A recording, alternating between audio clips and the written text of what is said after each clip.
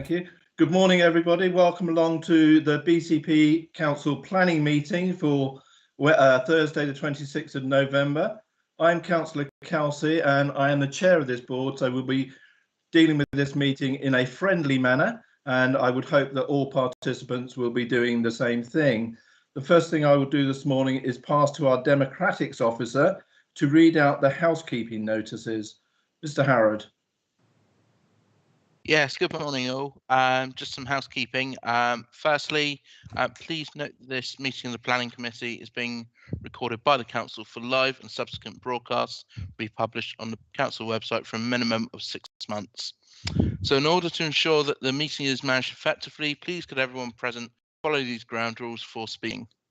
Only speak when invited to by the chairman. Always turn on your video function when invited to speak. State your name before you speak if you have not been introduced by name. Mute your microphone when you're not talking.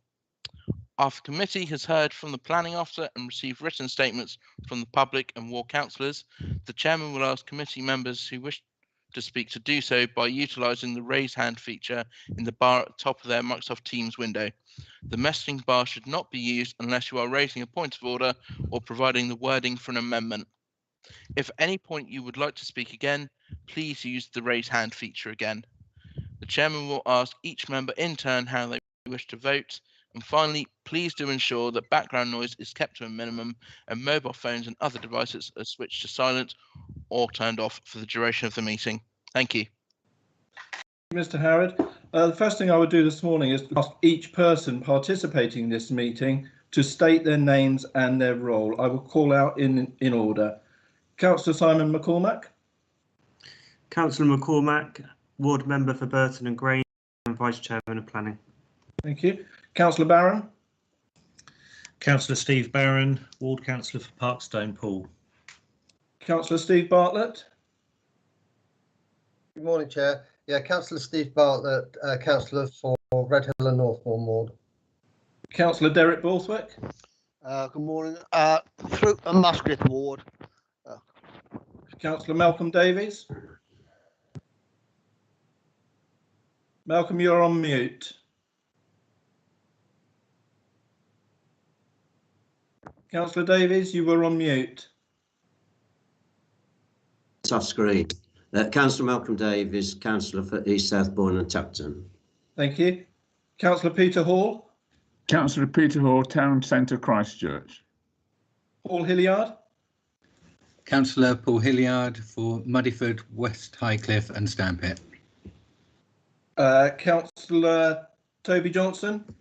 Councillor Toby Johnson, Ward Member for Alderney and Bourne Valley. Councillor Simon Bull.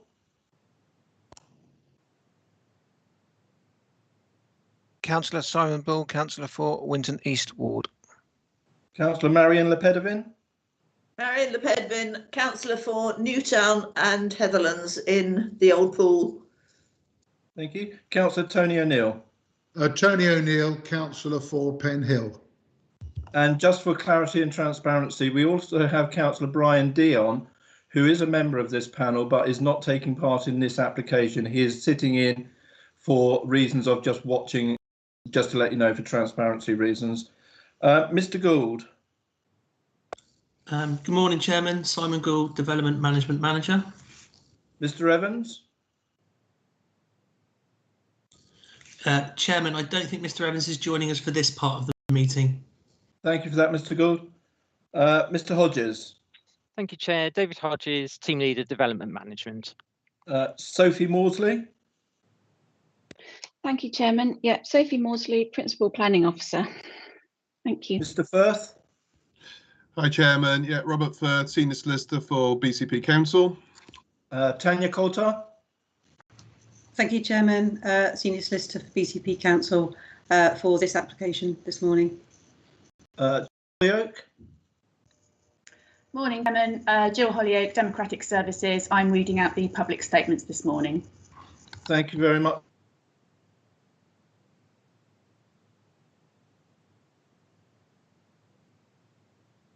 Is enabled so that people can see who you are when we are doing the talking. Otherwise, it's very difficult for members of the public to know who is talking and for recording purposes. Thank you. So we will now move on to the agenda items for this meeting. First of all, do we have any apologies, please, Mr. Harrod? Not as such, Chairman. We won't be joined this morning by councillors Norman, Decent, Nor and Stribley. Understanding that they will be joining us for the latter part of the meeting once we've considered the first two items. Thank you. And do we have any substitute members? No substitute members to report. Okay, members, declarations of interest. At this point, I will also ask Ms. Coulter to make an announcement as well. Ms. Coulter, if you'd like to go first, please. Thank you, Chairman. I just thought it would be helpful, with your permission, to read out the advice note that was circulated to members for transparency purposes. So the advice note that was sent around 2 days ago, I think. Thank you, that would be really helpful. Thank you. So it will take a couple of minutes. Members of the Planning Committee will probably be aware that there have been several questions asked and issues raised about the consideration of this application by the committee. So in order to assist members before the meeting, the legal advisors to the committee set out below advice and information about some key issues raised. And the first one is predetermination. The question has been asked as to whether members of the committee who were present at the meeting in February have predetermined the matter by taking part and voting at the previous meeting. Just for clarity, members are advised that they are not prevented from considering this matter afresh as a result of that previous consideration. Predetermination would not apply to members as a result of this reconsideration alone. Issues relating to predetermination or bias are not the same as disclosable pecuniary interests or local interests required to be disclosed under the Code of Conduct. And every member should always consider whether they have a DPI or local interest in the matter which needs to be declared. Equally, every member should also consider whether he or she has predetermined the matter, and the flowchart contained with every agenda for meeting sets out the process for members to go through to consider these issues, and members can get individual advice from the monitoring officer, legal advisor or democratic services officer. There are many instances over time where members will consider applications for planning consents for the same site or premises. Sometimes it will also be appropriate for members to reconsider the same application, for example, where circumstances materially change after the initial determination, but before a decision is issued. For the purposes of predetermination, the key question members have to ask is whether they have closed their mind entirely to the matter, such that they cannot objectively reconsider his or her view, based on all the relevant information existing before you at the date of the meeting. If a member has declared they've got a view that's fixed and nothing can alter it before consideration, then this will be evidence of a closed mind and predetermination could arise.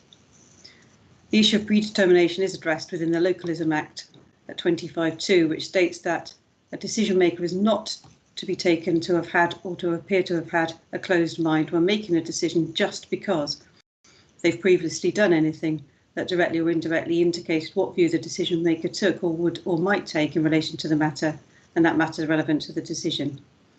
So that's the advice on predetermination, Chairman, just to clarify that point. In regard to the site visit, the note states that the protocol for site visit sets out the procedure agreed by the committee using its powers to regulate its own proceedings. Taking this protocol and previous views expressed by members into account, the Chairman has arranged for a site visit to take place. All members must attend if they are to take part in accordance with the provisions of the protocol.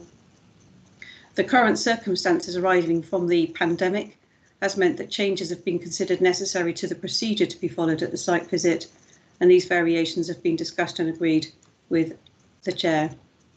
The site visit has been arranged further to the ground set out in the protocol as being a proportionate way for members to familiarise themselves with and refresh their recollections of the site and its context, and members will be asked to view aspects of the site in the same way they were prior to the previous meeting. And finally, just a note as to why this matter is before you again today, the reasons for reconsideration. And following the meeting in February, additional issues arose prior to the decision notice being issued.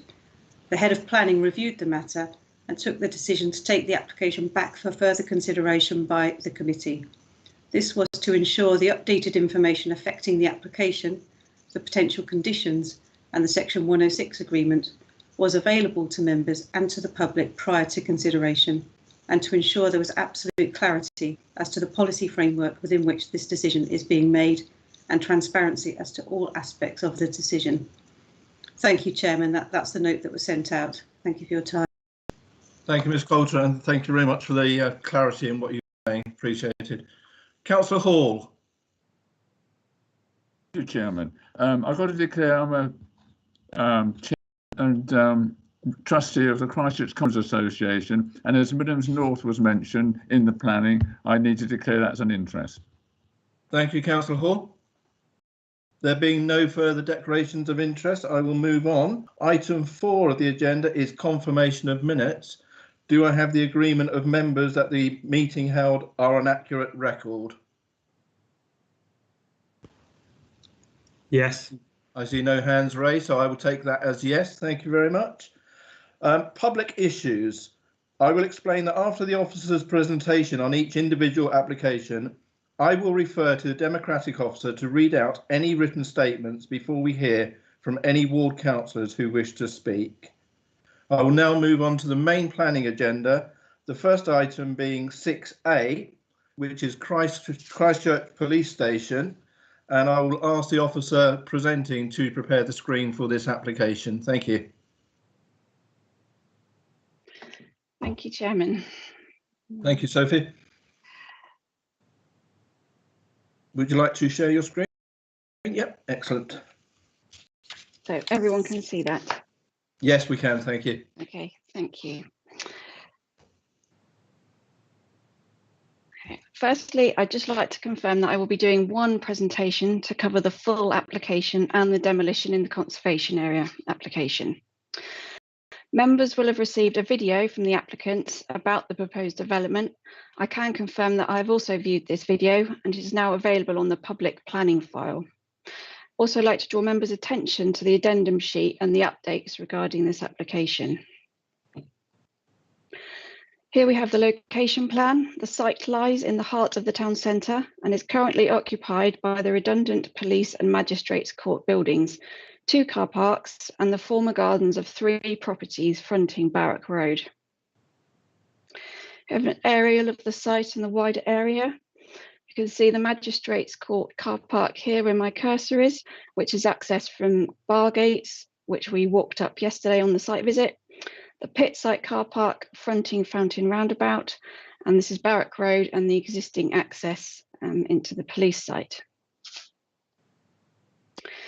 The green line on this plan denotes the town centre boundary, which clearly encompasses the application site here, bar gates and the roads off this, and Twynham Avenue, where my cursor is. The red line shows the extent of the conservation area. You can see it encompasses pit site car park, and there's a small flat roof building, which is subject to the demolition application at the front. This is the tree preservation order. The green hatched area and the dots show the TPOs on site.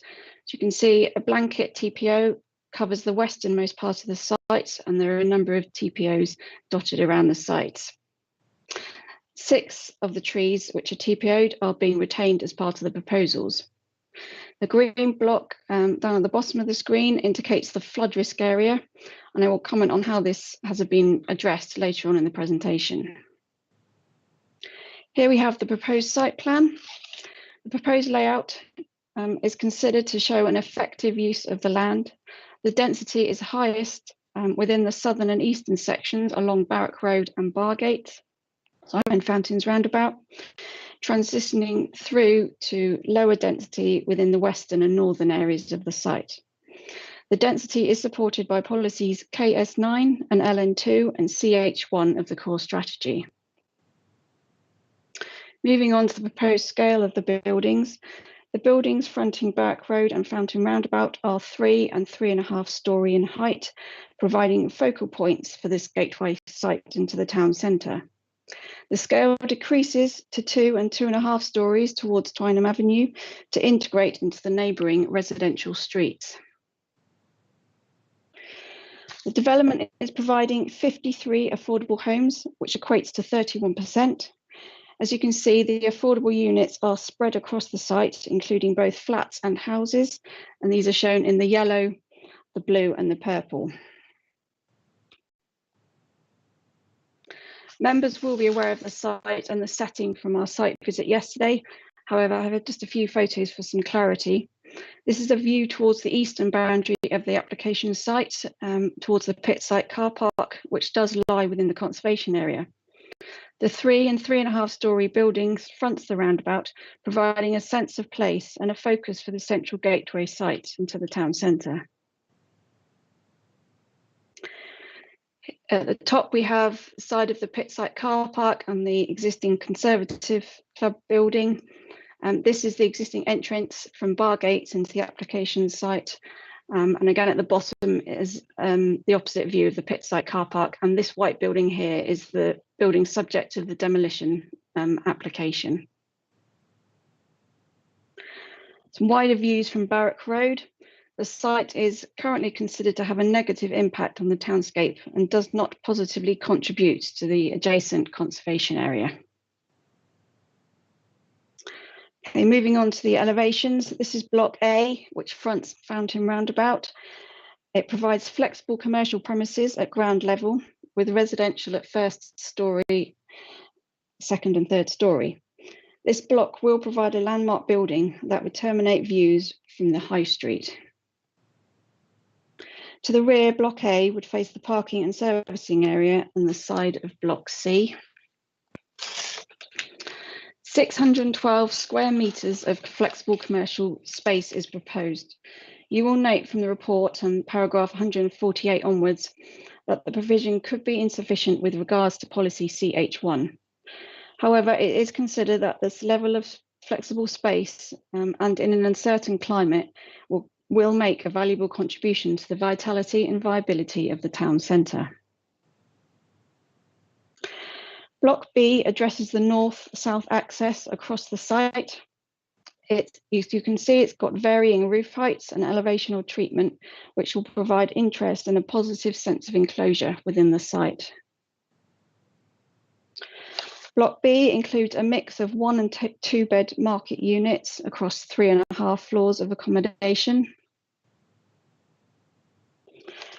Block C fronts Barrack Road and then wraps around the corner, creating a courtyard with Block B. You can see from my cursor down here, this is the courtyard area. 21 1 and 2 bed market flats are being provided within this block across 4 levels of accommodation. Block RA is the age-restricted sheltered units for over 55 years. The top elevation addresses Barrack Road.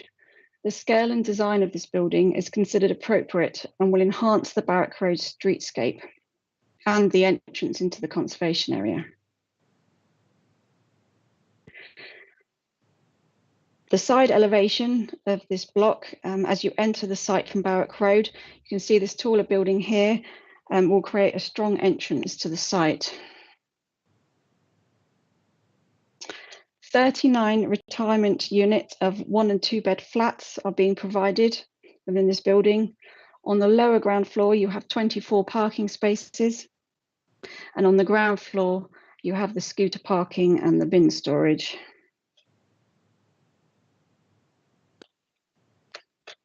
Okay, Block RB. This building is in the southwest corner, adjacent to the age-restricted retirement block, will accommodate the 15 discount home ownership affordable units. And you can see its position down here on the plan.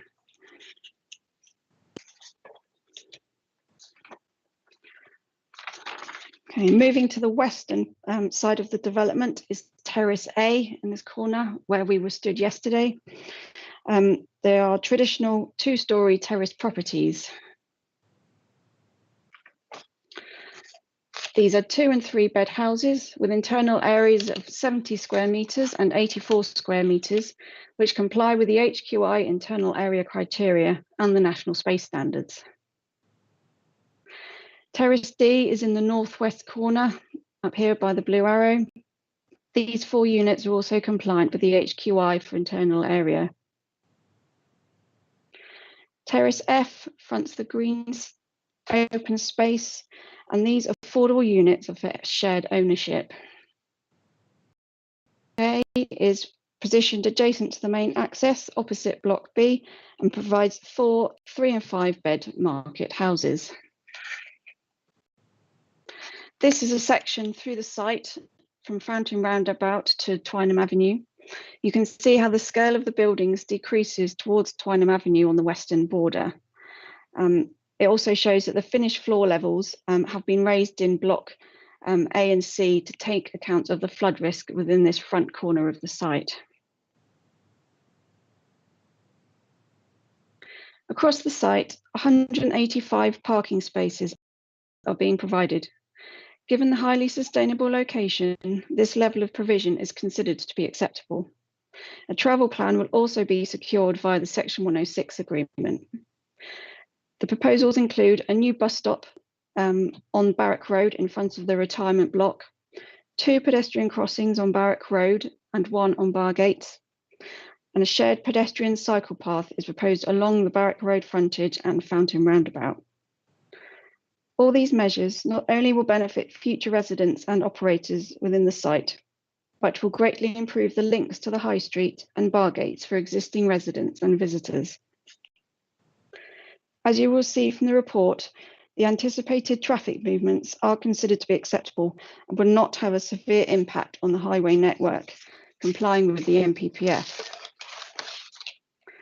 The loss of the 2 public car parks has been covered in paragraphs 229 to 239 of the committee report. Saved policies P2 and P5 seek to extend the long stay car parking in the town centre and see the replacement of lost public parking spaces. However, the former CED Council made the decision to sell the Pitside car park in 2017, following a parking study and the provision of 105 spaces in other town centre car parks. As stated in paragraph 232, the determination of this application is separate to the decision of the preceding council to sell the Pitside car park. Core strategy CH1 is clear in its encouragement of sustainable transport methods, and this development with the highway improvements will clearly provide enhanced pedestrian and cycle links within the town centre. Moving to the soft landscaping, a number of trees are being removed to facilitate the proposal across the site. However, the majority of these are category C. In terms of mitigation, 52 new trees are being proposed and 310 metres of hedgerow is being planted. Just moving on to the Biodiversity Mitigation and Enhancement Plan. Firstly, I would like to draw members' attention to paragraph 263 of the report and the situation with regards to the Natural Environment team at Dorset Council. BCP has and is not signed up to the Dorset Biodiversity Protocol. However, the preceding CED authority was, and since April 2019, there has been a transition from applications within the Christchurch area using the protocol and the services of NET to using BCP's in-house biodiversity professional officers. Therefore, there is no policy requirement for this BMEP to be signed off by NET to make it acceptable. Along the western boundary, a wildlife area is proposed. This will consist of some existing trees and new hornbeam and hawthorn species. Bird boxes, bat boxes, log piles and a swallow cup are also proposed within this area. There has been significant debate and representation about this wildlife area. It's considered it would not effectively work as a corridor, as it does not link directly to parks, open countryside or reserves, as 2 busy main roads are either side of the site. It is considered taking into account the existing ecological value of the site, the mitigation and compensation measures and enhancement proposals to secure net gain. The proposal is compliant with policy ME1 and the NPPF. In order to mitigate the impact on the protected heathland, the development has provided for 3 heathland infrastructure projects. Millam's Common, which is sited adjacent to the Waitrose car park, is existing access land, which you can see from A. Burney's Mead, which is B, is existing open space adjacent to the River Stour, and C is land off meridians, which is existing open space to the south of the site. These areas will be enhanced to attract visitors and reduce visits and pressure on the heathland. A contribution of 700,000 will be made for the works and enhancement to these spaces. Natural England have been in discussions over the hips for a number of years and are happy with the. Some more photographs of the site. The top, this is the existing bungalow to be demolished on Barrack Road, and at the bottom, the public house, which is to be demolished. Again, just some more of the pit site car parks where we had our first viewpoints yesterday morning. And the magistrates car park. And you can see from the bottom one in this tree here in my cursor is, this is one of the trees, TPO trees that will be retained as part of the proposals. And from the magistrates car park, this is looking back towards the entrance with bar gates and the surrounding buildings. And at the bottom, this is looking towards the northern boundary with bar gates. These are the photos taken from within the previous rear gardens of the properties in Barrack Road, where we visited yesterday. Again, this is the Twynham Avenue properties. That's property on Barrack Road, and that's looking back south into the site. You can see from the arrows at the bottom. Members will recall visiting this particular part of the site yesterday and seeing the relationship with the properties in Twynham Avenue. It is strongly considered that the proposed built relationships with existing dwellings is acceptable in this location and are reflective of the relationships in the immediate urban area. The outlook from the rear of the properties will change. However, the proposed layout and wildlife area between the sites has minimised disturbance to amenity, taking into consideration this town centre location and the established settlement pattern. These photos are taken from the garden of 9 Twynham Avenue, looking towards the western boundary of the application site.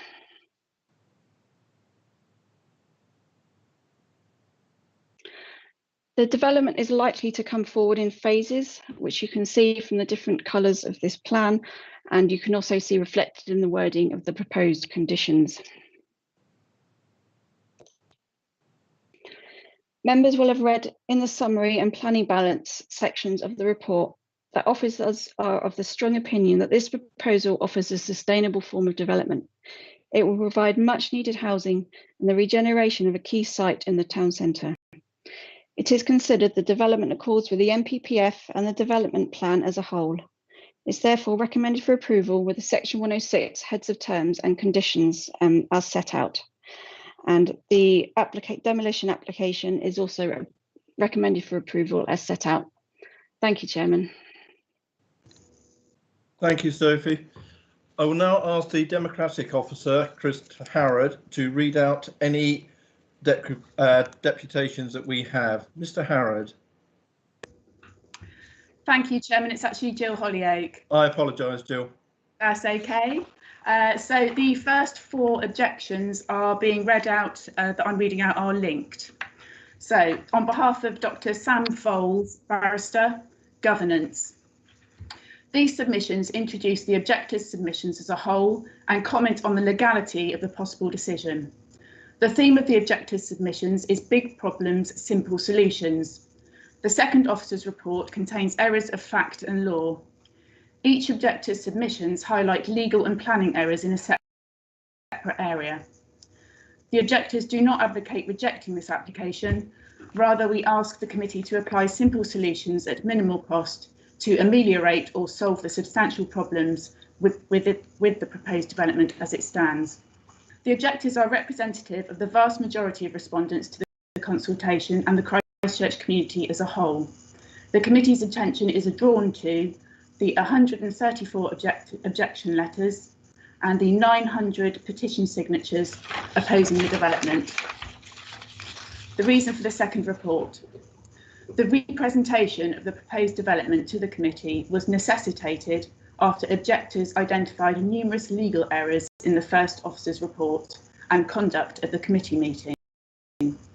These included several erroneous statements of law and policy made by officers during the committee meeting. The council initially rejected the objector's claim, but under threat of judicial review, subsequently undertook to return the matter to committee. The officer notably neglected to mention any of this in her second report. Unlawful site visit. Any decision made by the committee on the 26th of November will be unlawful. A, where a public body makes an express representation about its future conduct, it is bound by law to abide by that representation. B, on the 21st of August, Susan Suleiman wrote to Councillor Kelsey explicitly requesting that the committee make a site visit, including the back garden of 9 Twynham Avenue. C, on the 17th of September 2020, Tanya Coulter, on behalf of the council, responded to the request stating, in regard to the request for a site visit, I can confirm that this is agreed to be appropriate and the chairman and relevant officers are in agreement with this.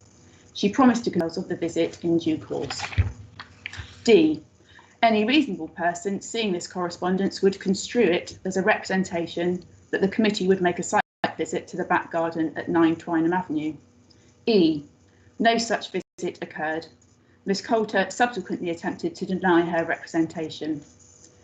Failure to comply with Ms Suleiman's legitimate expectations renders any decision taken by the committee in the absence of a compliant site visit subject to judicial review.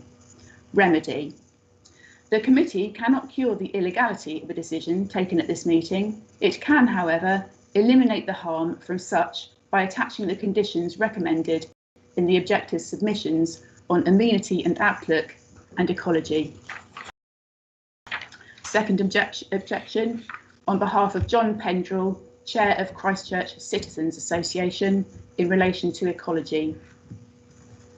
The NERC Act 2006, that's Natural Environment and Rural Communities Act, Section 40, the Council must have regard to conserving biodiversity, including restoring or enhancing a population or habitats. Section 41, the Secretary of State must publish a list of the habitat which are of principal importance for conserving biodiversity. The published list includes stag beetles and species of birds present on the site. Policy ME1. Development must avoid harm to priority habitats and species and aim to achieve a net gain in biodiversity. Core strategy map 13.4. The site lies within the urban greening zone, a material consideration. South East Dorset green infrastructure strategy. Christchurch suffers from a deficiency of green space. The following should be encouraged. New or expanded multifunctional and attractive green space, conserve, create and connect the wildlife habitats, the creation and preservation of habitat stepping stones which facilitate and promote species dispersal across the area, semi-natural habitats and small-scale green infrastructure. Submissions. Various endangered species of birds live on the site.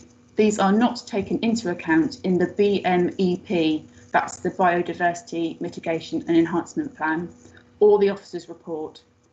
The mitigation proposed is insufficient to comply with the NERC and ME1.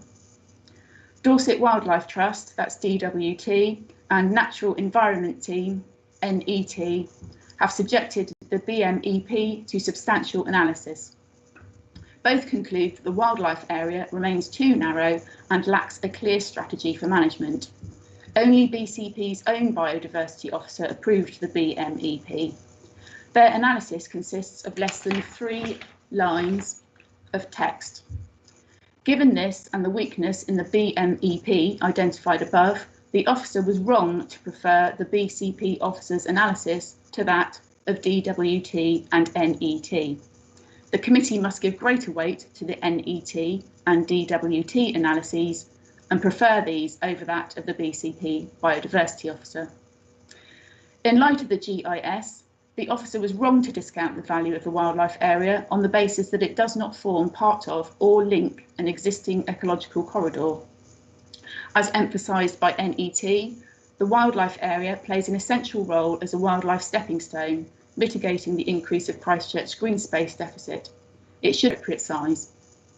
Information regarding arboricultural loss or gain is inconsistent and not policy compliant. The excerpts the officer includes are misleading. The arboricultural statement does not meet planting British standards or the Biodiversity Protocol, policy ME1. The loss of trees and TPO trees, which are shown in figures 3 and 4, and the green lung is a material consideration. Remedies. A. Condition requiring the wildlife area to measure at least 12 metres width throughout in accordance with the NET and DWT recommendations. Replacement of all lost trees with equivalent mature planting, ideally wildlife area. And C. No work to begin until assessment of veteran trees and RPA, including adequate mitigation or alteration to plans, has been approved. Third objection on behalf of Avril Coulton, Town Councillor, with regard to outlook and amenity. Background. The first officer's report unlawfully misapplied policy HE2 using a test of avoids adverse impact rather than minimises general disturbance. The second report applies the minimises test but does so incorrectly. Policy. NPPF. Development must optimise the potential of the site, including green spaces. Permission must be refused for development that fails to take the opportunities available for improving the character and quality of an area. HE2. Development may only be permitted where it minimises general disturbance to amenity. This requires an active to the lowest possible level. Character assessment. Twynham Avenue benefiting from tree cover. Impact on amenity. Outlook Twynham Avenue is currently trees and hedges, figure 1. With primarily built form, figure 2.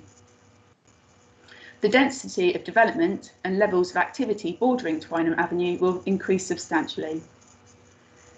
Minimisation.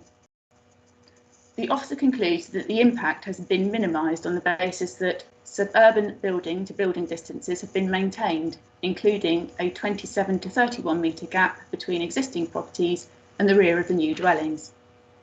Bearing in mind the town centre location and the emphasis on increased density for the site in adopted policies, achieving this relationship shown is a significant benefit for neighbouring properties.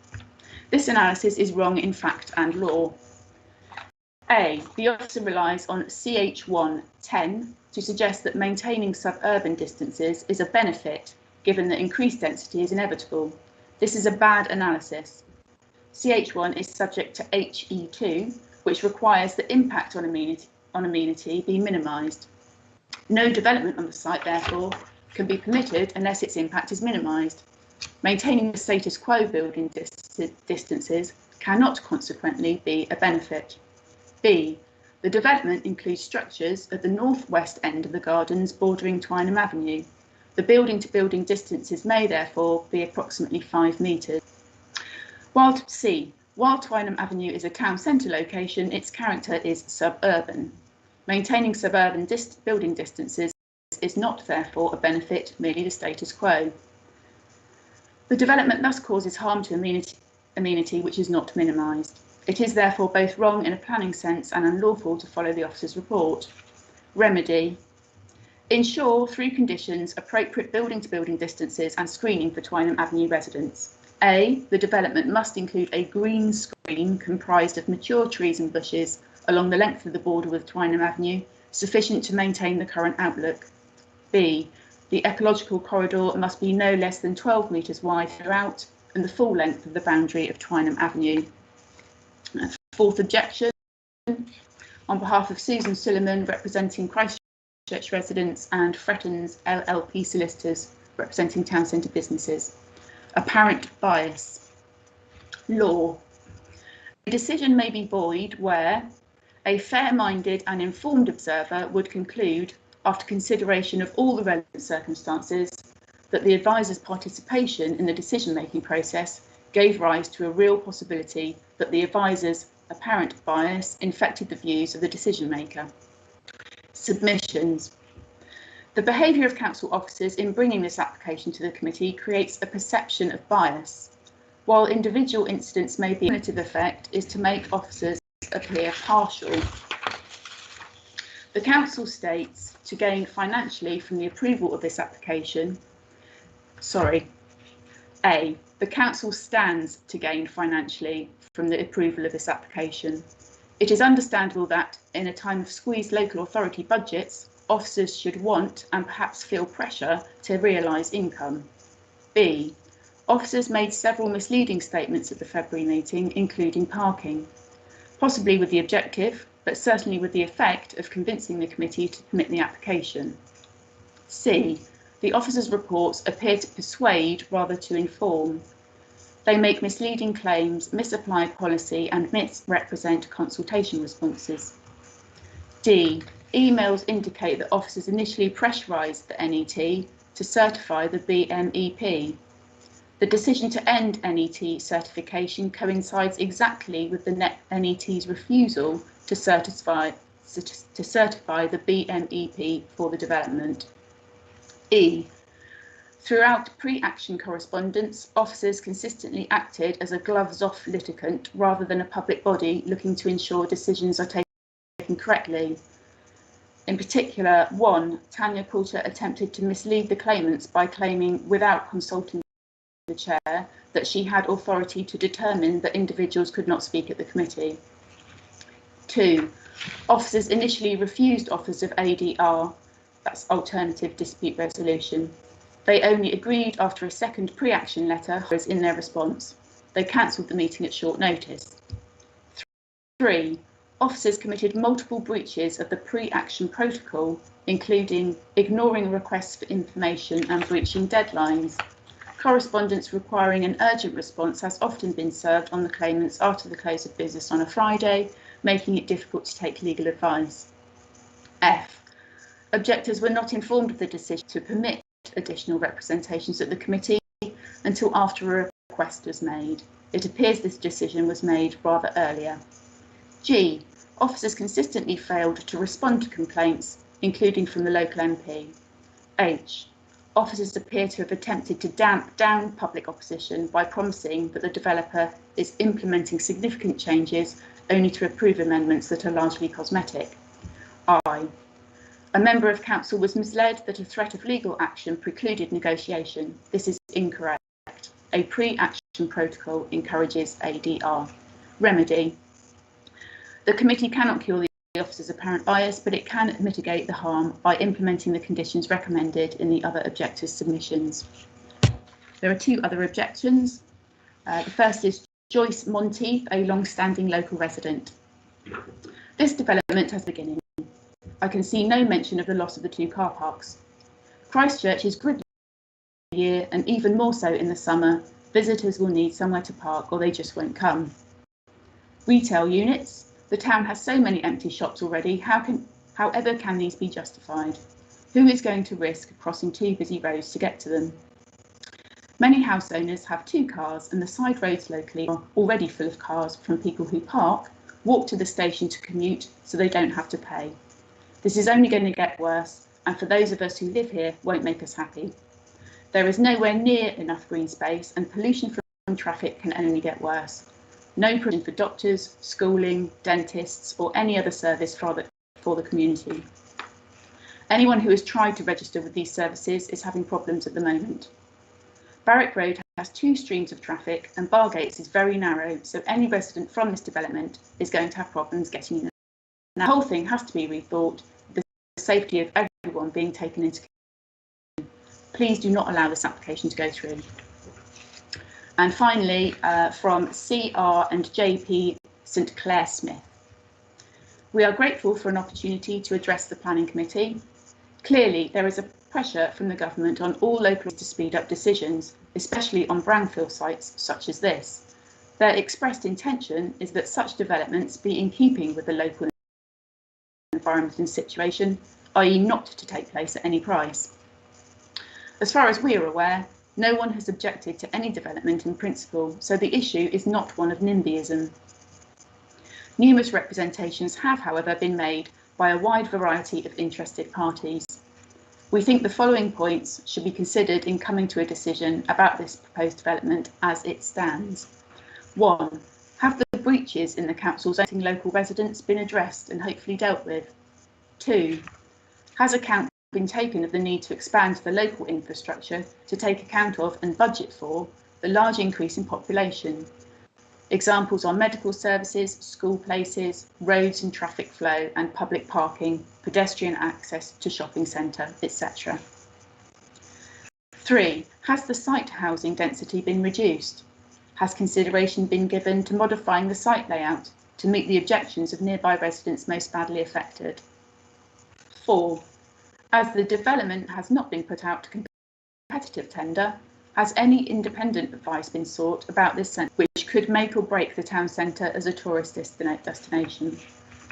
Note, Christchurch has an 11th century medieval priory town centre, giving a unique vista within the council's locality as a contrast to 19th century modern Bournemouth University Town and Poole, an ancient port. There are 2 statements in support of the application. First is from Robin Hen on behalf of the applicant. Earlier this week, the applicant provided members with a video presentation of the scheme addressing the key planning issues.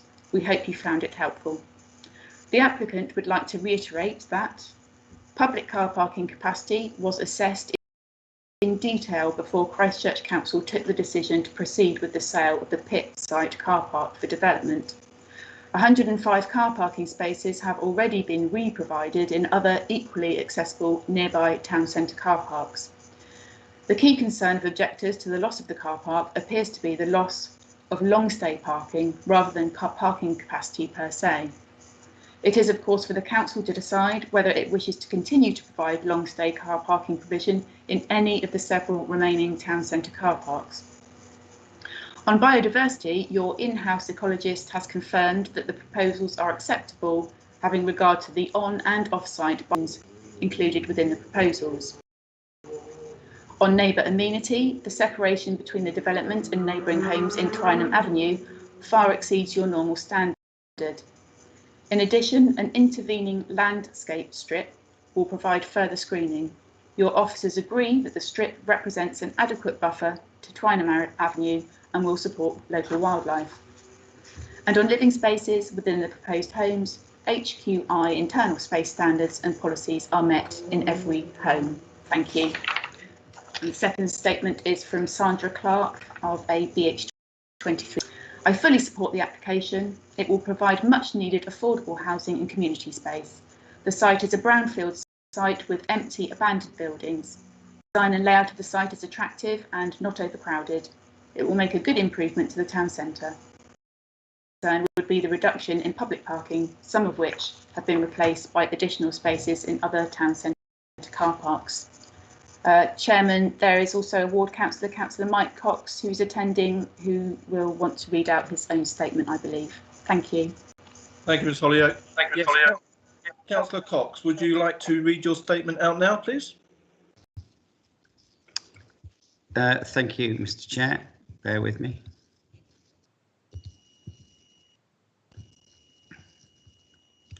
Yes, thank you, Mr Chair.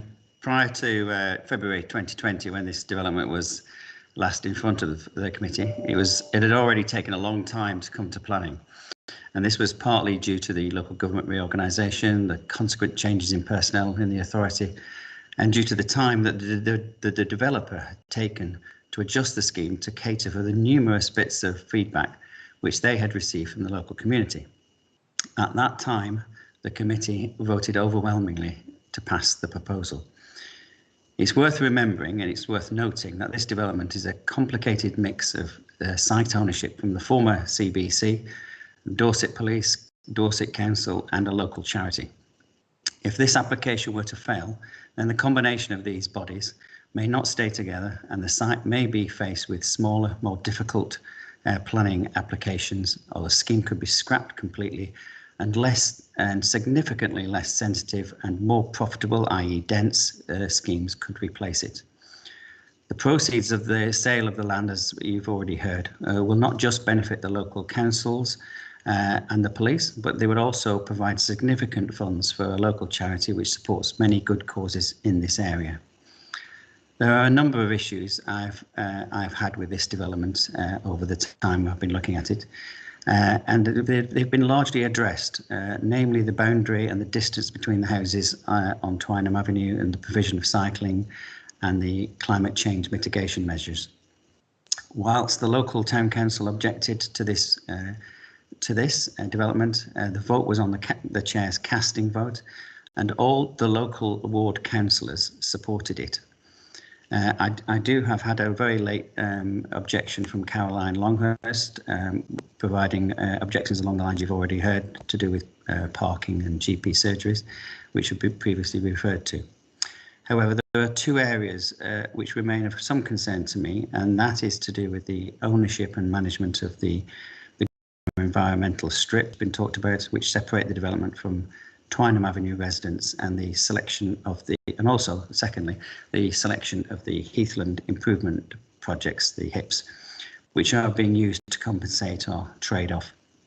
I would like to see two conditions which would involve the local Christchurch Town Council approval of any HIP, and also the transfer of the ownership of the environmental corridor to the local town council or to a similar body which the residents of Twynham Avenue could have some influence over.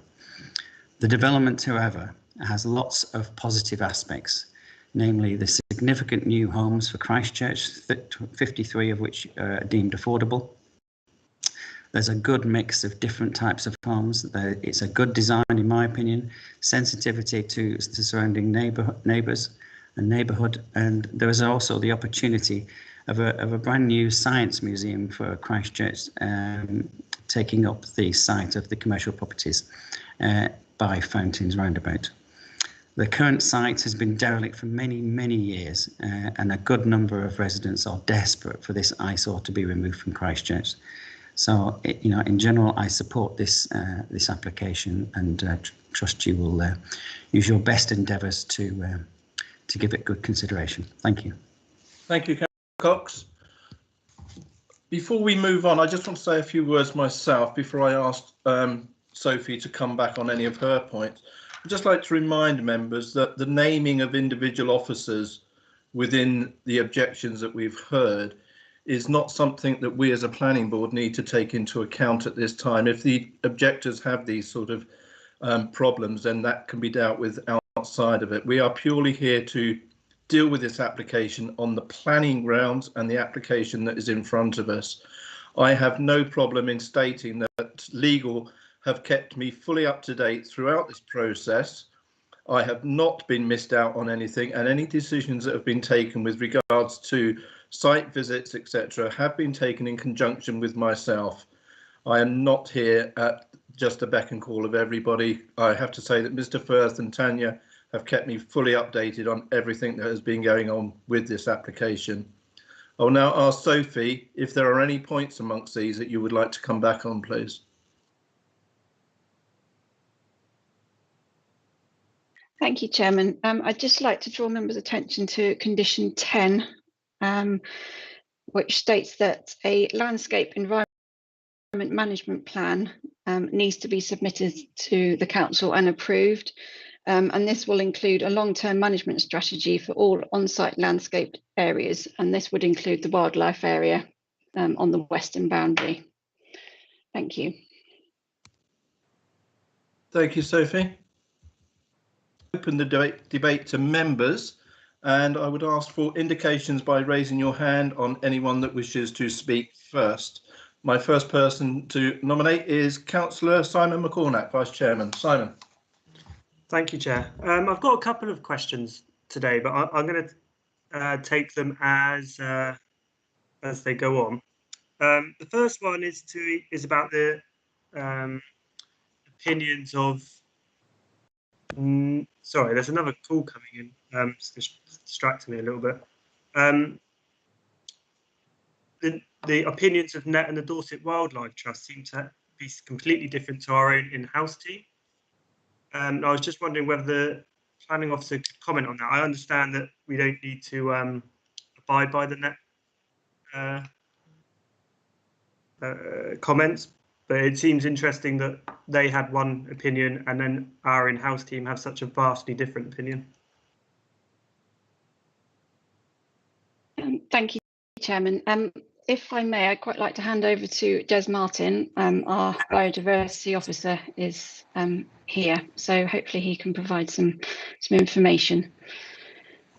Yes, Des Martin, biodiversity officer, BCP Council. This is a matter of professional review, and obviously the Dorset Natural Environment team were looking at that as a corridor. Our view, and it wasn't just my view, but also discussion with council officers within Christchurch, that because it doesn't connect to, as Sophie said earlier on in her report, two areas of open space, nature reserves, because the issues of the Bargate and Barrack Road, that although it works as a stepping stone for birds and insects to move from one site to another site area, it doesn't have the true function of a corridor, and that is why we is now called a wildlife area. Also should point out that Dorset Wildlife Trust, in a later response of 24 October, actually recommended that the biodiversity mitigation plan, as amended, should be completed, and also specifically welcomed the mitigation strategy for stag beetle, section 41 species of the NERC Act, and also Natural England also welcomed the biodiversity management environmental plan, so it isn't just our view. The Dorset Wildlife Trust, in their later response of 20th October, I should say, did have a few points of concern, but said they finished off with welcoming the biodiversity environmental plan. Thank you. Anything further on that, Sophie?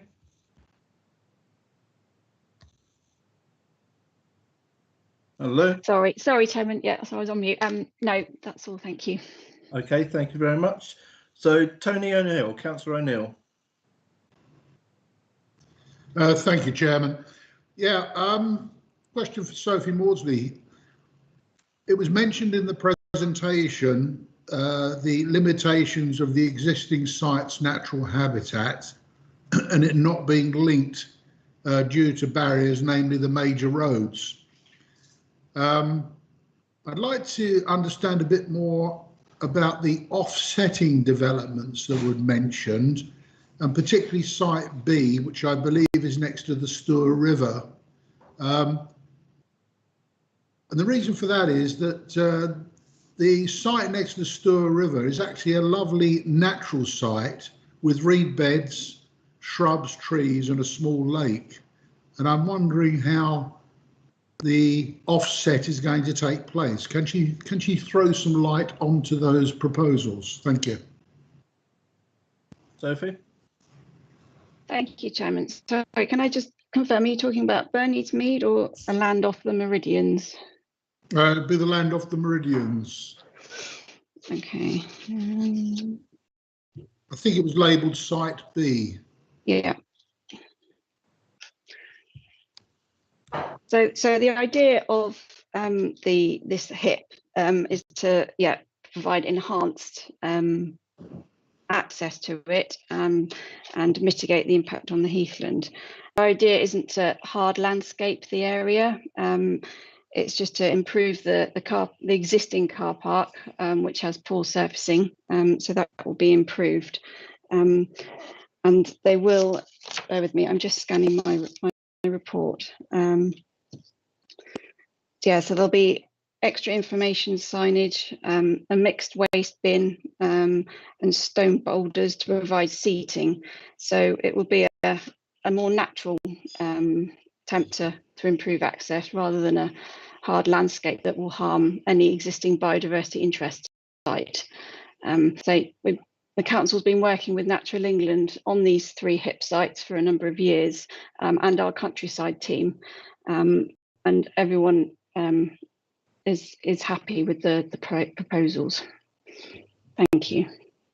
Yeah, just a question there. My visits to the site indicate a short gravel road leading to 2 gravel covered parking spaces, which I believe are used by local resident fishermen. Is there any indication of the scale of the parking to be provided? Because 2 seems to fit. Anything significantly larger would lead to a reduction in the natural space. Could I have your comments, please? Yes, I think it's proposed to just provide 3 additional spaces, which isn't considered to be extensive or kind of impinge on any of the surroundings. Okay, thank you very much. Thank you.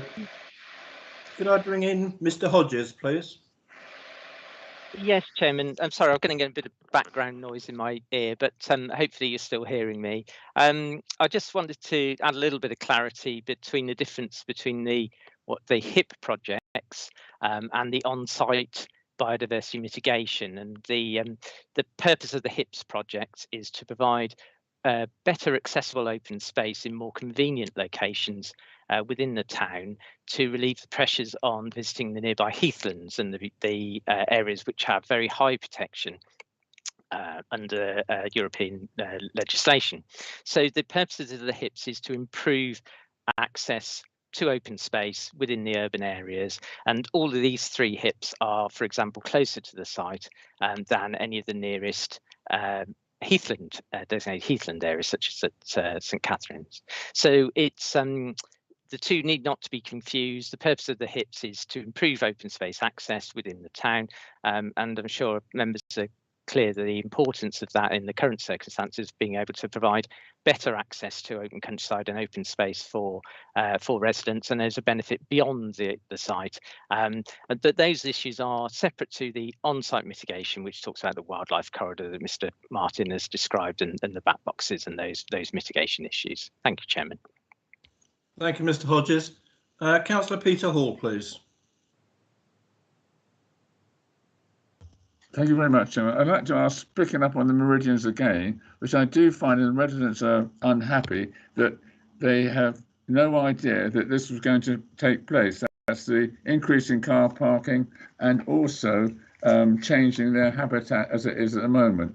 And surely I'd have thought it would have been very sensible to contact the residents before. I understand from a reply that I had from the case officer that the countryside officers will decide what's going to take place and then take it to the residents. I should have thought before the planning was granted, we needed to have this situation clarified exactly what's going to happen. Thank you, Chairman. Thank you, Councillor Hall. Sophie, is there anything you would like to comment with regards to that? Nothing extra. Yes, as I'd confirmed to Councillor Hall, after speaking to my colleagues in the countryside team, if this application does get approved, BCP will be carrying out all the works on these HIPS areas, and information will be circulated to local residents about the proposals. Thank you. Thank you, Sophie. Councillor. Thank you, Chairman. A few questions, please, if I may. A few of the objective statements, and councillors received these prior to the meeting, were written in quite a legal terminology, asking for remedy, etc. So could I first ask for the legal advice? So obviously it's asking for a remedy. The previous committee and outcome from February, March this year was possibly subject to a judicial review. We don't want to get back into that state. So is the committee, are our hands tied, or is the officer report, does it give us sufficient evidence supporting why, if we can recommend or refuse on the different areas highlighted in the objectors parts? Thank you. First of all. Thank you, Councillor Hilliard. So whether Sophie, whether you want to respond, or whether Mr. Firth, our legal person, would like to respond to that one, please. Thank you. I might leave that for Robert or Tanya to respond, if that's okay. Fine. Mr. Firth, would you like to respond to that one? Or, okay, Ms. Coulter.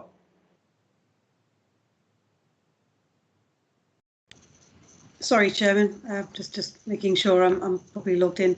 I think there's one aspect to this which it's alleged that there was a representation made in relation to the site visit, Councillor Hilliard, that would then render this decision unlawful if you progress today.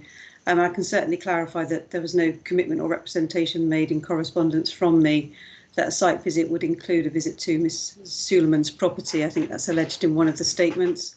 I did confirm, as you've said, that a site visit would take place, having confirmed it with you, and that the arrangements would then be confirmed at a later date, which they were done, which was done. So I think that's one allegation made, and the other allegations or legal issues raised within the papers are quite non-specific, are rather non-specific, and I don't consider, the legal team do not consider that they would disbar you or prevent you making the decision today, and we're certainly satisfied that you have all of the information before you that would enable you to make a lawful decision today. I think the other issues, such as predetermination, have been covered off earlier. There are some allegations of bias against officers. There's no substantive evidence to support that, and the chairman has covered that, I think, in his opening statement as well. So that's the confirmation from your legal advisors that you are able to go ahead and consider this matter today. Thank you, Chairman. Thank you, Tanya. Could I also bring in Mr. Hodges, please? Yes, thank you, Chairman. Councillor Hilliard mentioned the references to the remedies suggested in the representations, and yes, a number of those refer to a 12-metre buffer or barrier or wildlife area, however described. It's just to confirm the point that we're presenting an application as shown on the submitted plans, and the committee needs to determine that on its merit. The scheme doesn't include a 12-metre barrier and a buffer, and to include a 12-metre buffer would in effect go through part of the dwellings that you can see on the plans in front of you at this point in time. So in effect, that's not the scheme you're looking at, and to impose that condition would be contrary to the plan that you're looking at. So you have to determine whether the application is either acceptable as it is. You can't have a condition to say there's a 12-metre buffer, because in effect there's a house in the middle of that 12-metre buffer. So it needs to be determined either way on its merits, Chair. I hope that's clear. Absolutely clear. Thank you, Mr. Hodges. Councillor Hilliard. Yeah, thanks, team, for providing that clarification. So the couple of questions. So we saw earlier in one of the objectors, it was a picture of the trees in full bloom in the summer, and then below it was what the outlook would be after the development. All the trees gone, a fence up. Could the officer confirm that that is not the situation? The majority of the trees, and certainly as high as a two-storey building, a few of them would remain. And then linked into that, obviously we had the comments from Natural England and Dorset Wildlife Trust. So Natural England obviously had a few objections. We seem to answer those. They seem to fully support the HIPS area. Dorset Wildlife Trust seem to initially have, and I think still have, they're still asking for a 12-metre wildlife area, but they also see, let me go to see what paragraphs there's outstanding questions. Well, yeah, it's a planning condition which you mentioned earlier about biodiversity. Will that be sort of worked through with the Dorset Wildlife Trust? Thank you. Thank you, Sophie. Yeah, thank you. In terms of the relationship with Twyman Avenue and the picture that was put forward by during the representation, along that boundary, there are a number of trees to be removed, but there are 3 sycamores that are going to be retained on that boundary, and there is additional planting going in, including common hornbeam and hawthorn. So there will be intervening planting between the end of Twyman Properties boundaries and the gardens of the proposed dwellings. And in terms of Dorset Wildlife Trust, yeah, you can see paragraph 55 is their latest comments. They've still got some concerns with the width of the strip, but they have recommended that the submitted BMEP is secured through a planning condition, and that is proposed as part of the report. They have mentioned there's a particular species which isn't native, and that should be removed. You'll see from the report that there's a condition asking for a revised landscaping scheme, and those issues can be sorted out through that condition. Thank you, Chair. Thanks, Sophie. Councillor Hilliard.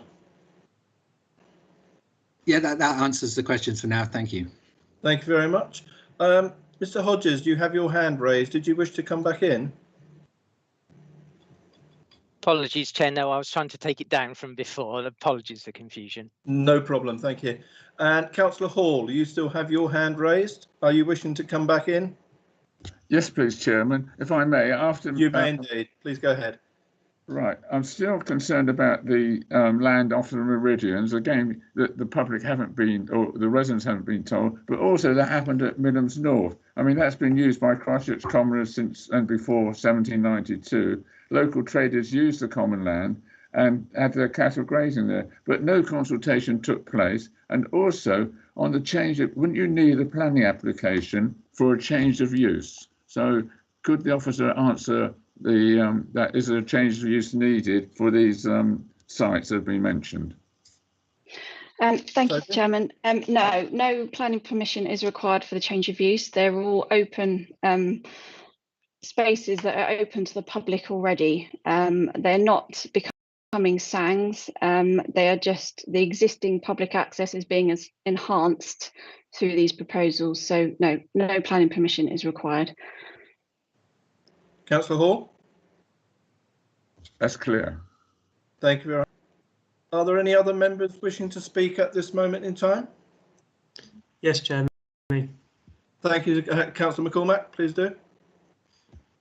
It's around policy P5, which states that the loss of any car parking needs to be taken into account. And I see from the developer's report, he mentioned 69 spaces, and I've actually walked this site now and counted almost 190 roughly. Some spaces were, I'm not quite sure if they were parking spaces or not, because the paint had like flicked off, rubbed off the floor and things. So I see that there's been 102 other spaces proposed in other car parks around Christchurch, some of those on the other side of town. But that still leaves us 86 spaces or 87 spaces in deficit. And I was just wondering whether the officer could comment on why my numbers differ from the numbers in the report. Sophie? Thank you, Chairman.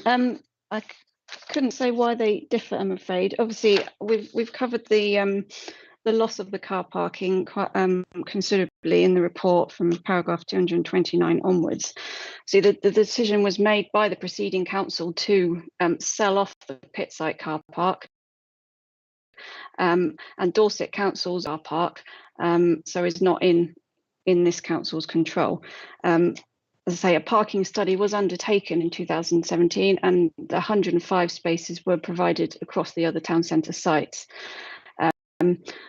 Our core strategy policy CH1 encourages sustainable forms of transport in the town centre, and this development with the cycle lanes and in links to the high street and bar gates is considered to help with those sustainable methods.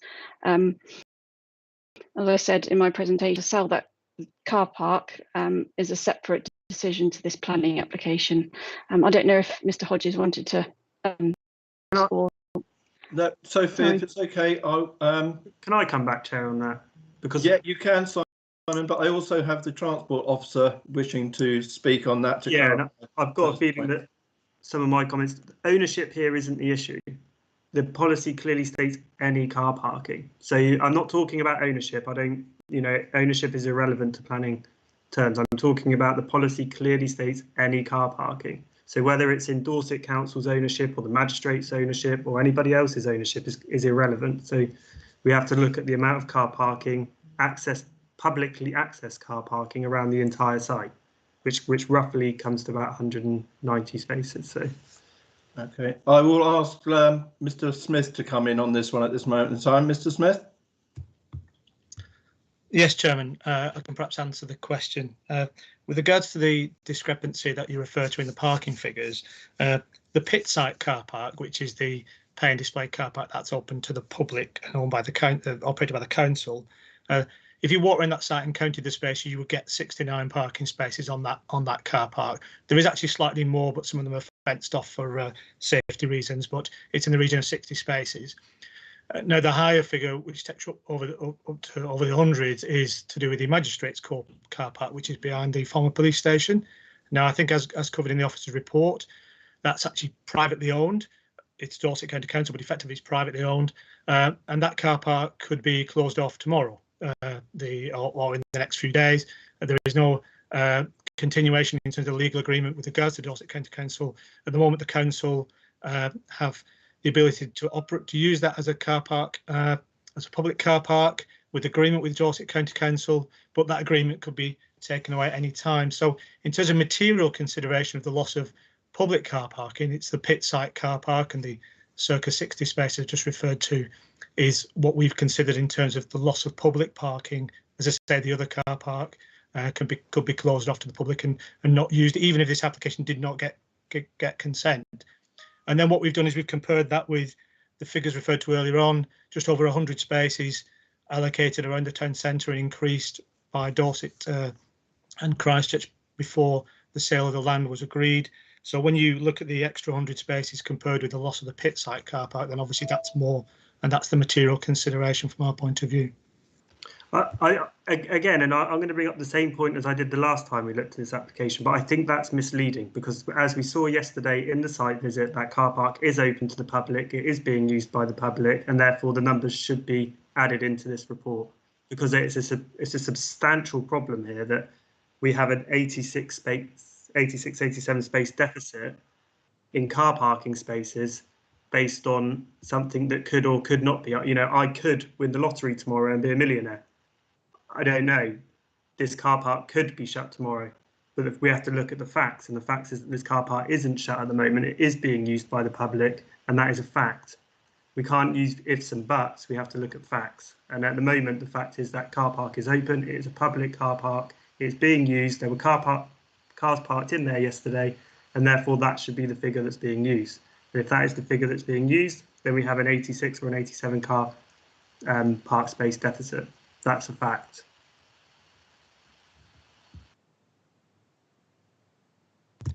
Chair, if I could perhaps just expand please do. slightly. I think it's down to this material planning consideration, and we have had experience in terms of planning appeals where similar arguments have been put forward about loss of effectively private car parks and the loss of that car parking, and it's a material planning consideration that car parking could be removed, as opposed to, as I said, a pit site car park, which is a council car park. So we have had experience of it in terms of planning appeal and decisions made that it is a material consideration that the car park could be removed tomorrow. I'll leave it like that, Chair. Thank you. Thank you, Mr. Smith. Could I bring in Mr. Hodges, please? Yes, thank you, Chairman. I'd like to take members to para 236 in the report, where we've worked through the potential issues where you have a SAVE policy from the 2001 plan and a later policy in the core strategy that might, on their readings, be in conflict. So the key principle is where you potentially have a conflict, you go to the later plan and later policy first. So the core strategy is a later document, would carry more weight. So the test is set out in 235 about ensuring that adequate parking levels are maintained in the town centre. So where the decision-making authority is satisfied that the adequate parking levels are maintained, that in effect that's compliant with CH1, and CH1 would take greater weight over policy P2 or P5.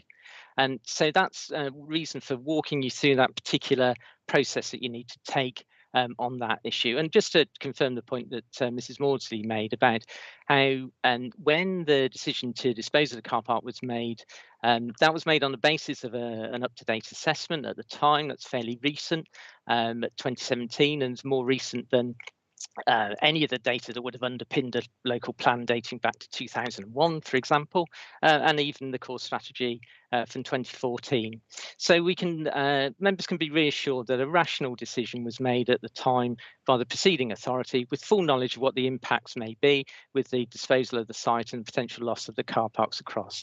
And what we would need is, what we don't have is any intervening evidence that the demand and need has changed in the intervening period since 2017, Chairman.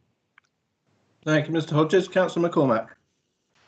Well, the evidence was, in front of us yesterday on the site visit when we pulled into the car park and the car park was full, and then we walk around the corner into the other car park and that car park also had quite a few cars parked in it. So I would say that the evidence, up-to-date evidence, is what we saw yesterday on the site visit. So again, it's similar to last time. I feel like these numbers have been played with quite considerable way to perhaps mislead the committee on making a decision based on figures that aren't entirely accurate. Thank you, Councillor McCormack.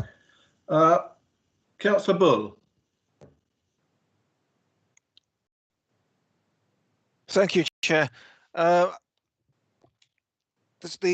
one aspect of the scheme that I'm not overly happy with is the biodiversity. I know we've talked about it at length, and the I won't call it a corridor because it's obviously not, but the landscape strip and the width of that in places is very minimal. And again, we've got a developer who's doing a nod to biodiversity, but very minimal in terms of efforts to address that situation. It is a town centre plot. I'd rather see development there than I would on the side of the River Stour or anything like that. But I am concerned that, again, we're accepting a minimal biodiversity level at a time where we should be looking for absolute maximum, should really be holding developers to do in that area. Thank you, Councillor Bull.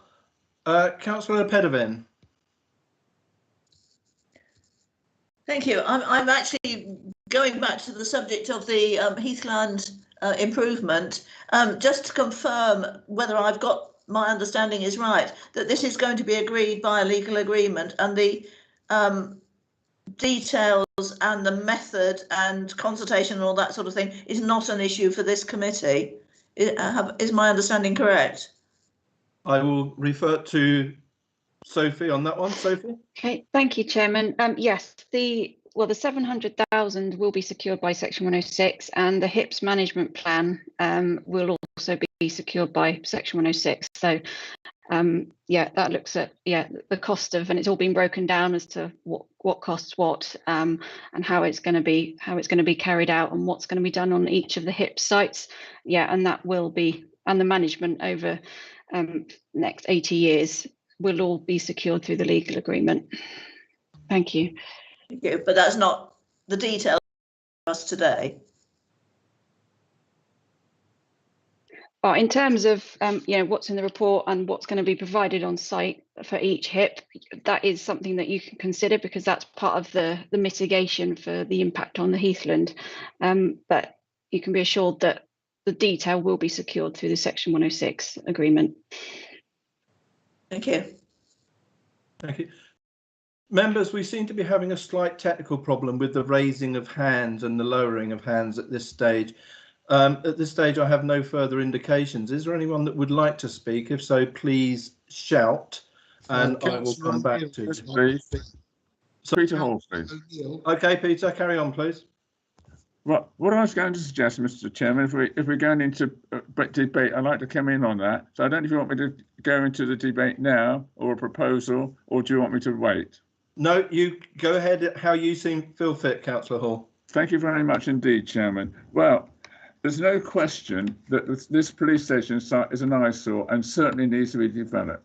We should, however, have schemes which are fit for this 21st century. In this scheme, a massive amount of biodiversity is being lost. and I'm very worried about that, like stag beetles, the invertebrates, and various species of birds. And when they're going to the new sites, that could take a lifetime to recover from these designated 3 sites. This planning scheme causes the loss of over 200 car parking spaces. When number 1 High Street was given planning permission, 31 car parking spaces were lost. The pit site is a loss of 75, and there's another 98 parking spaces at the Magistrates' Court. We have established planning policies in place P5 and HS12. And HS12, Chairman, is part of the core strategy. And it says quite clearly that adequate vehicle and cycle parking facilities will be provided by the developer to serve the needs of the proposed development. Cycle and vehicle parking for residence development should be of the highest design and the use of land efficiently. Development proposals should make provision for parking in accordance with the local transport parking guidelines, including provision for people with disabilities. So, Chairman, we have got that, and really, we did spend, and as I was chairman of the Resources Committee, we added the extra spaces. It's 102 extra ones, but that costs 300,000 to the taxpayer.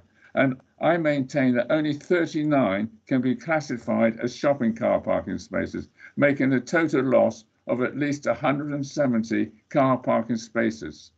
Recently, Chairman, as you know, an application for a new church in this area, and they would need up to 160 car parking spaces, and I understand the reason for a refusal was lack of car parking, or one of the reasons. Mr. Chairman, the retail element of this planning application seems to be precarious, especially in this present time. Our high street shops are having a struggle to survive. I have been involved with this site for years as a county and borough councillor, and during this time, keeping a police presence on this site was seen to be important. So if the retail element fails, perhaps having somewhere that residents could report a crime or reporting lost and found items would be of benefit for the people of Christchurch. This is supported by the Christchurch Citizens Association. We are going to lose several species of trees, such as cedar, from this development. Therefore, it's essential, in my opinion, to establish a wildlife corridor as required by the Dorset Wildlife Trust. The loss of car parking is a major problem, but in favour of our town needs affordable housing. It is essential for our younger generation and future generations. I fully support the 134 letters of objection and petitions with over 900 signatures opposing this development. I would like to make a proposal, Chairman. After the site visit, it became clear that the DWT Wildlife Corridor was needed. I believe this could be incorporated. It would mean a reconfiguration of a few houses, but it's still very possible. So, Mr. Chairman, as a local councillor, may I make a proposal that we grant planning permission, providing a condition for requiring the wildlife corridor area to measure at least 12 metres width throughout, in accordance with the Dorset Wildlife recommendations, also to include the planting of mature trees. If this is not acceptable by the developer, it should be refused. Thank you, Chairman. Thank you, Councillor Hall. I'm going to refer back to Sophie on this, because my understanding is that we are dealing with the application in front of us today as a planning to start changing the planning application that is in front of us. The strip that is offered is what we are dealing with today. If this is not satisfactory to members, then it will be for members to refuse this application. Sophie, could you confirm that is the correct understanding, please? Yes, thank you, Chairman. Yes, what you've said is correct. You have to make a decision on what is in front of you, and we cannot put conditions on it to make those sorts of changes. Thank you. Thank you, Sophie. To come back. You're muted, Councillor Hall. Yes, Mr. Chairman, if I can. So then, can I make a proposal that because we can't get that we've lost so much biodiversity on this site, and we're not going to have the increase in the wildlife corridor, I'd like to propose that this scheme is refused. Thank you, Councillor Hall. Before I ask for a seconder for that move, I do have other people that have indicated prior to yourself speaking, Councillor Hall. I will go firstly to Councillor Toby Johnson. Thank you very much, Chairman. I'm afraid I have to disagree with Councillor Hall, and I won't be supporting his movement there for a number of reasons. Firstly, I think that in the grand scheme of things, this area must be redeveloped because it is, as everyone agrees, a complete eyesore on the very centre of Christchurch, and it must be developed at some point because it is a wonderful little site, a wonderful little area that must be brought up to the level that the surrounding area is. I think that the frontage onto the Fountain Roundabout will be greatly improved. It will frame the roundabout nicely alongside the other commercial frontages that surround the roundabout. On the parking front, I personally agree with the officer's assessment of the policy and believe that the scheme provides adequate parking for itself, which is all that we expect an application to do, as long as it mitigates its own impact, which I think this scheme does as per the policies. I think it also provides improvements all the way around the site that are needed, as myself and Councillor Kelsey encountered when we attempted to cross Barrack Road yesterday just after the site visit, and were nearly flattened. I think that in terms of the biodiversity, as much as we want to protect what is there, we have to be realistic into what developers will be able to do and will find commercially viable. Developers will not want to develop the site if we impose such biodiversity restrictions on it as to make any such development unviable in a commercial sense. I think that the fact that this place is so close to the town centre, we have to lower our expectations as to what can be expected of them. I think that in light of that, the fact that this has not been overdeveloped as a development, the density is much, much lower than we have seen from other developers in the local area, where they have taken a space like this one in the centre of a town and seen the opportunity to cram it full of houses just about policy compliant because they can. Here we see a development that is very complementary. It's not too dense. They have taken into account the biodiversity. I have to say that I would back the officer's recommendation, and I would certainly be supporting that, because the habitat there, that it is only a habitat now because it has been allowed to descend into dereliction, along with the magistrates' court and the police station. Therefore, I think we have to look at returning it to a usable condition, whilst also maintaining that biodiversity strip that has been suggested. I think it is enough. I think it is policy compliant, and I will not be supporting Councillor Hall's move, and I would certainly back the officer's recommendation to grant this application. Thank you, Chair. Thank you, Councillor Johnson. I have 3 other speakers. Is there anybody, before I go to those, is there anybody that would wish to second Councillor Hall's move to decline this application? Happy to second, Councillor Hall. Councillor McCormack, would you like to speak on that? No, not really. Just I'm in agreement with a lot of what Councillor Hall's already said. Okay, thank you. So I will now go to Councillor Bartlett, please. Thank you, Chair. I will be supporting the application. I believe overall there was a huge improvement in the character and the quality of the area. In particular, I think the attention that's been paid to the detailed design, and in particular the brickwork and the colour schemes of the brickwork, I think will make it a very attractive development. I listened very closely to Councillor Cox as a ward councillor too, and he brings a lot into this discussion when you look at the gestation period of this development, and you know, the amount of attention that's been paid to it. I think it does sound that the town hall, the town council, have really thought about this very hard. but I would like to just mention a couple of the points that he's raised that probably needs a bit of clarification.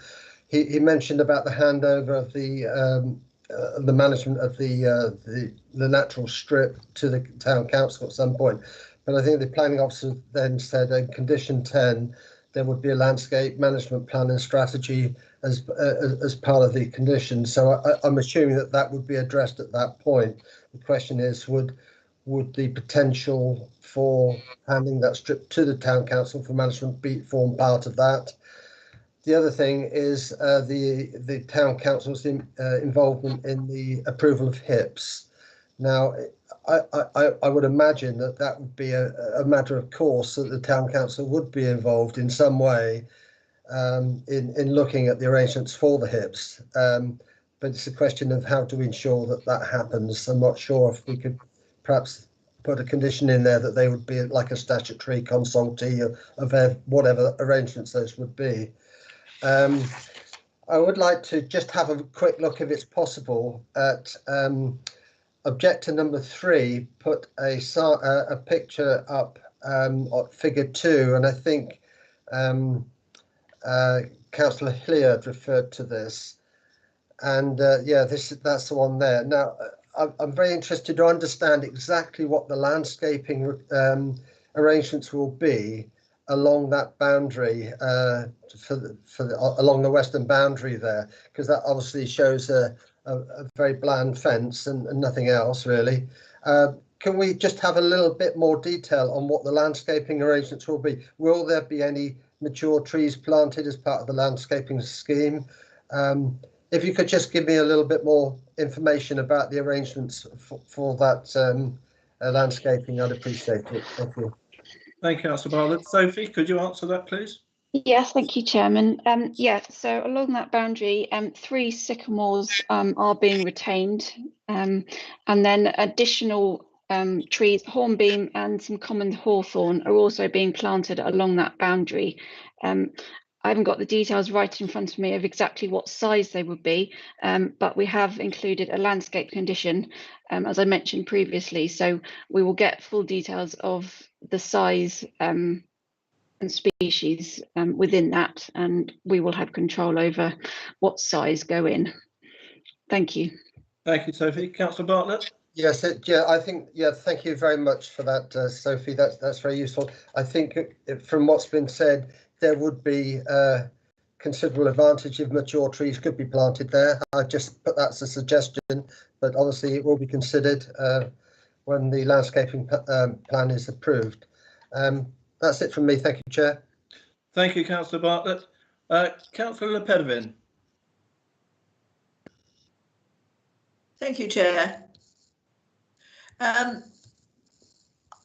agree with Councillor Johnson and Councillor Bartlett. I think this is a good scheme. There is always a danger when you've got a derelict site. Councillor Lepedevin, you've frozen. I'll come back to you to see if we can get you back on again. Councillor Hilliard. Thank you, Chairman. It was just really a few councillors' observations. Could the officers confirm if there's been any and what type of discussions with the developer has been taken place since the initial application came to the committee? Thank you. Sophie? In particular, obviously relating to the wildlife area. Thank you, Chairman. Yeah, since February, there's been no change in terms of the wildlife area apart from its renaming. But we've obviously had Mr. Martin, our biodiversity officer, become involved with the scheme, and he has provided comments, and you will see that he's in support of it. So the applicants are aware of all the representations, but we were in support, officers were in support of what was proposed. So we've not suggested any changes. Thank you. Because your report seems to mention that it was slightly widened at some point, and then also that the strip goes all the way along, whereas it didn't beforehand. So are those enhancements?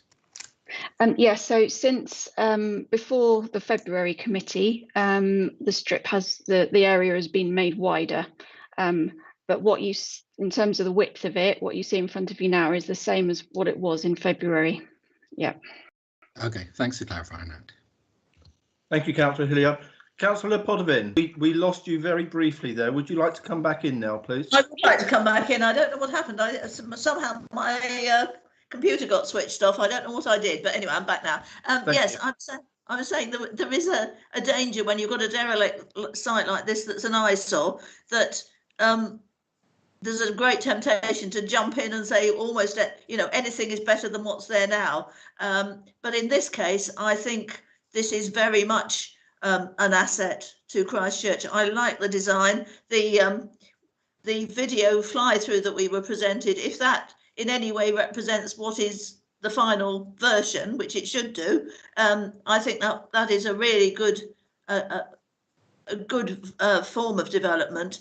I'm delighted that it's what I suppose domestic in scale, even though a lot of it is flats.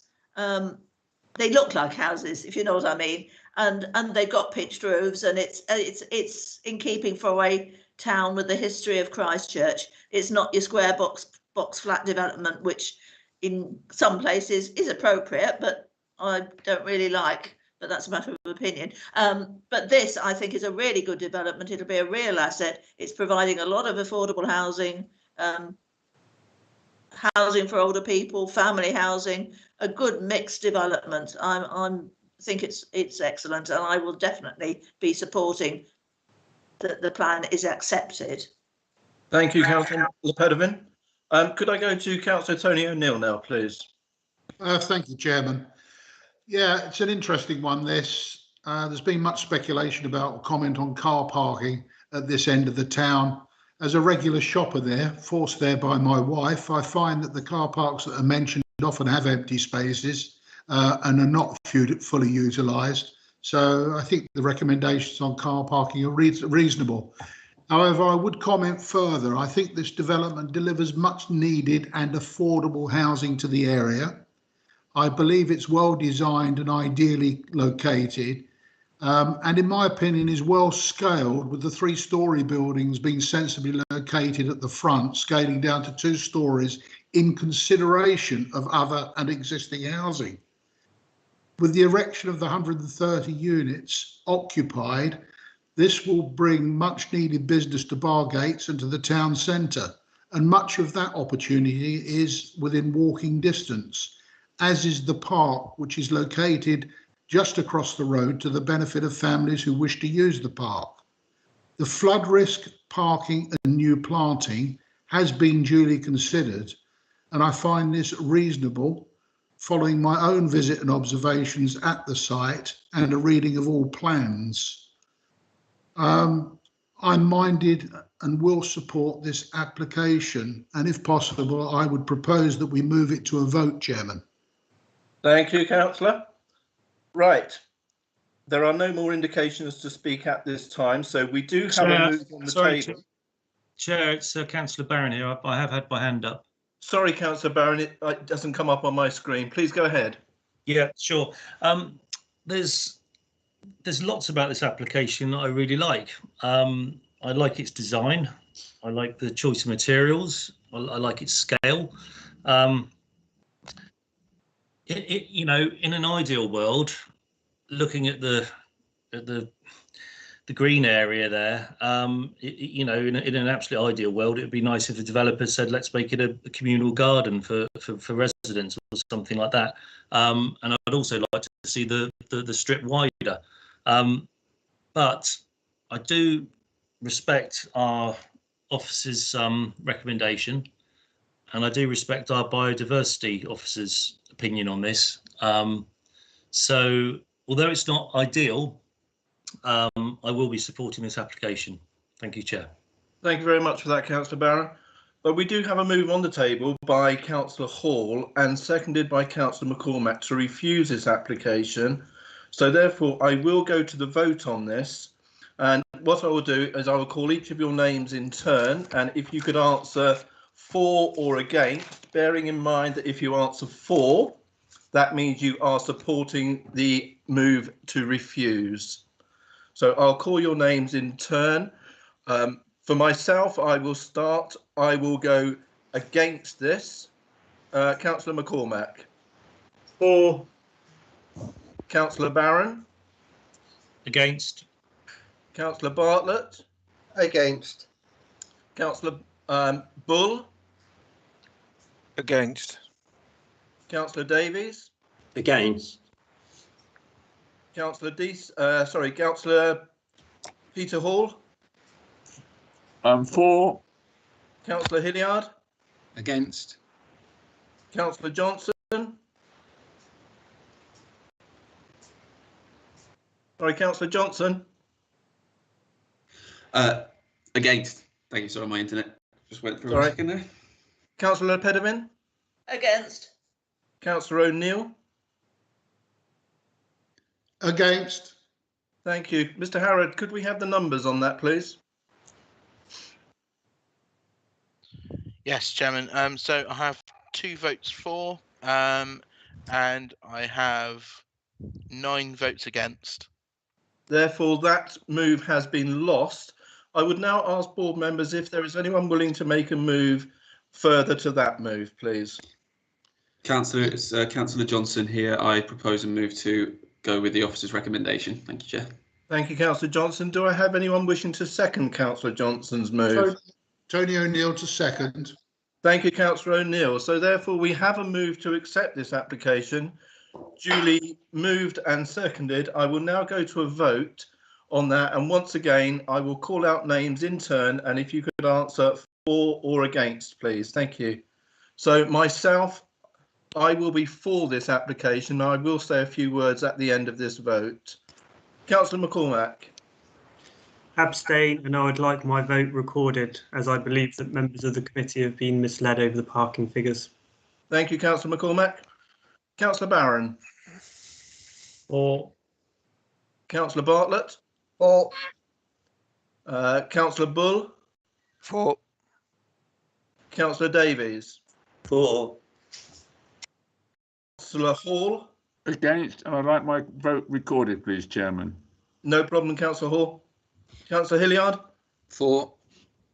Councillor Johnson. For. Councillor Pedevin. For. Councillor O'Neill. For. Thank you. Mr. Harrod, could I have the numbers, please? Yes, Chairman, just to confirm, I have 9 votes for, 1 against, which has been recorded, and 1 abstention has been recorded. Members of the public in particular will notice that there are a number of members that have not voted for various reasons. Thank you, Mr. Harrod, and I will now detail those reasons why those people did not vote. Councillor Borthwick did start the meeting with us. Unfortunately, had an internet problem, which meant he left the meeting and missed at least 15 minutes of the debate. Therefore, I've taken the decision that he has missed too much of the debate to be able to make a warranted choice in his terms of voting, so will not take part in the voting on this application. Councillors Decent and Dion were not with us today, nor was Councillor Stribley. Apart from that, every other member has taken part in this vote today. I would like to say thank you very much to everyone on this morning. I don't think I've ever done so much reading as I have done with all the letters and all the objections and letters of support and the applications that have come in on this. And I'd particularly like to thank Sophie for the work that she's done on this, along with Mr. Hodges. We do, however, have a second application on this site to deal with, and I will now ask Sophie to continue with that application. Thank you, Sophie. Sorry, Simon. Could I just clarify with Mr. Harrod that my abstention was recorded with the note? Yes, Councillor McCormack, it was recorded with the note. Thank you very much. Thank you. Thank you, Councillor McCormack. Sophie, would you like to do the second application, please? Yes, thank you, Chairman. I won't go through my presentation again, but this application relates to the demolition of the flat roof building, which lies adjacent to the Goose and Timber pub, which we saw from the site visit yesterday. That's the only building that lies within the conservation area, so it's the only one that needs a separate application. It's recommended for approval as set out in the report. Thank you. Thank you, Sophie. Is there any members that would like to speak on this application at this moment in time? Or is there, actually, sorry, Mr. Harrod, are there any deputations that need to be read out for this one, or are we okay to go straight into this one? The deputations were shared with the first application. Thank you, Mr. Therefore, I will go straight to any members that wish to speak on this one. There being none indicated, I will move. Chair, Councillor McCormack, you've just come up. Question.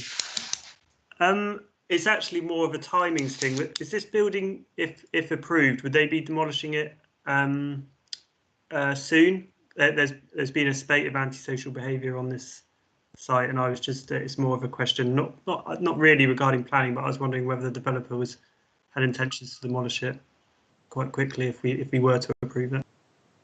Sophie?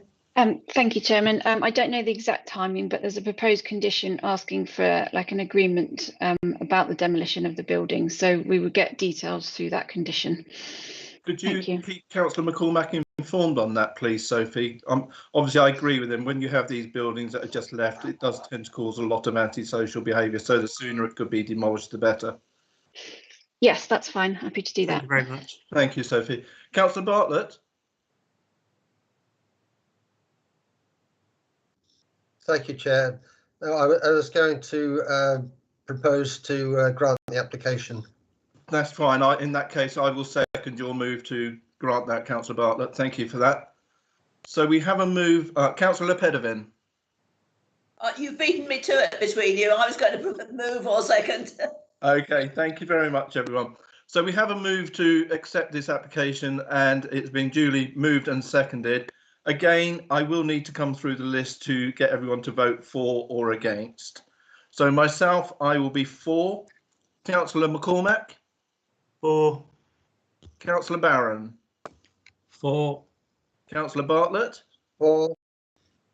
Councillor Bull? For. Councillor Davies? For. Councillor Hall?